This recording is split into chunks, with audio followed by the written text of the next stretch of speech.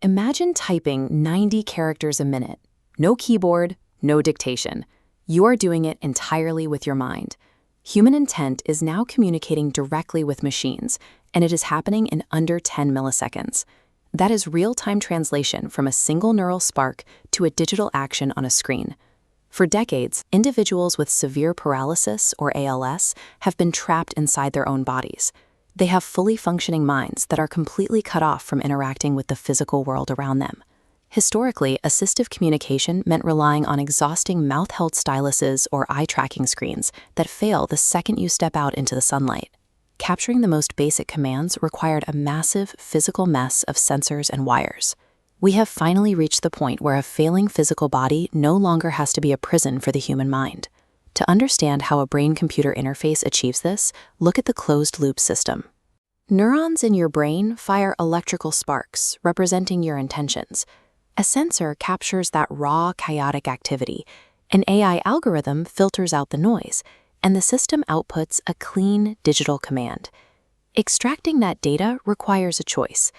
The invasive route involves surgically implanting microscopic electrode arrays directly onto the brain itself. This provides massive data bandwidth and high-resolution control, but it requires opening your skull, carrying severe risks of infection and long-term scar tissue. The non-invasive route uses external wearables, like headbands, to skip the surgery entirely. The trade-off is that reading signals through bone and tissue gives you a muffled, low-quality feed. The AI has to work overtime to guess what those fragmented signals actually mean. The deeper you embed the hardware into human tissue, the stronger your digital connection becomes, and the higher the physical risk to the user. Look at the medical realities of these surgical implants. Individuals who were entirely paralyzed from the neck down are now navigating laptops to study neuroscience in college. Others are actively designing 3D objects in CAD software using nothing but their thoughts. By mapping their 10 fingers to a mental keyboard, some patients are hitting 40 words per minute. They are holding actual conversations with their families outside, in the sunlight, without their equipment failing. The hardware goes far beyond a digital cursor. Patients are actively translating their neural signals to fluidly control articulated robotic prosthetics. They are feeding themselves. They are scratching an itch. Paralyzed individuals are now using these implants to navigate the real world, turning laboratory successes into daily independence and physical agency. The most heavily funded competitor in this space is Neuralink.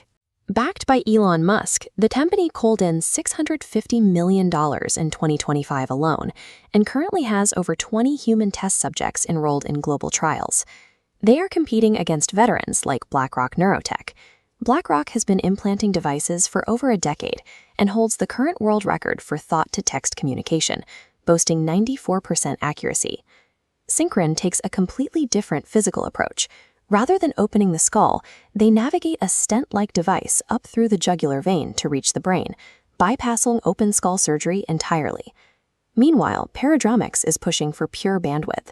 They are testing arrays that transfer 200 bits of raw data per second to specifically handle the massive complexity of restoring human speech.